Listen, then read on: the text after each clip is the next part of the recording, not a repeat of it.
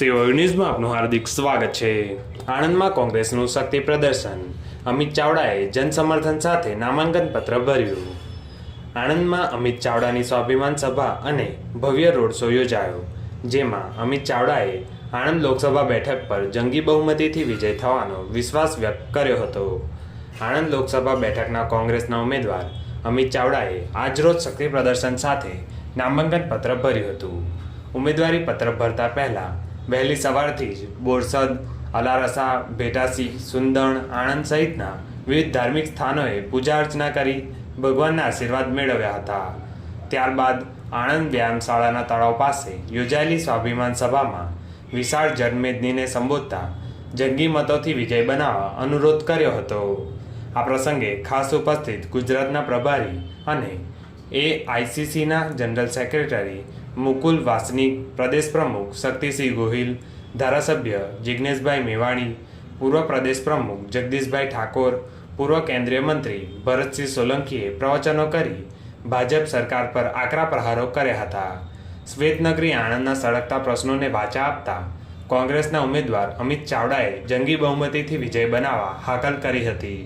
આણંદ લોટિયા ભાગોળ તળાવ ખાતે યોજાયેલી સ્વાભિમાન સભામાં પૂર્વ મંત્રી ભીખાભાઈ રબારી, પૂર્વ ધારાસભ્ય રાજુભાઈ પરમાર, પૂર્વ ધારાસભ્ય લાખાભાઈ ભરવાડ, જિલ્લા કોંગ્રેસ પ્રમુખ વિનુભાઈ સોલંકી, પૂર્વ જિલ્લા પંચાયતના પ્રમુખ નટવરસિંહ મહિડા, ગુજરાત પ્રદેશ કોંગ્રેસ કમિટી લઘુમતી વિભાગના વાઇસ ચેરમેન નસરુદ્દીન રાઠોડ, જિલ્લા માઇનોરિટીના મુખ્ય યુનુસ મુખી, આમ આદમી પાર્ટીના જિલ્લા પ્રમુખ રાજેન્દ્રસિંહ ચૌહાણ તેમજ ખૂબ જ મોટી સંખ્યામાં કોંગ્રેસ અને આપના આગેવાનો કાર્યકરો હાજર રહ્યા હતા। સભા સંપન્ન થયા બાદ લોટિયા ભાગોળ બ્રિજ પાસે આવેલા મહારાણા પ્રતાપના સ્ટેચ્યુ ખાતેથી રેલીનો પ્રારંભ કરી ધારાસભ્ય ઇમરાન ખેડાવાળા અને પૂર્વ ધારાસભ્ય ગ્યાસુદ્દીન શેખ પણ જોડાયા હતા।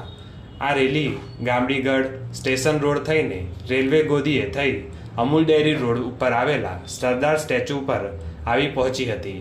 રેલીમાં જિલ્લાભરમાંથી આવી પહોંચેલા કોંગ્રેસ કાર્યકર્તાઓ જોડાયા હતા।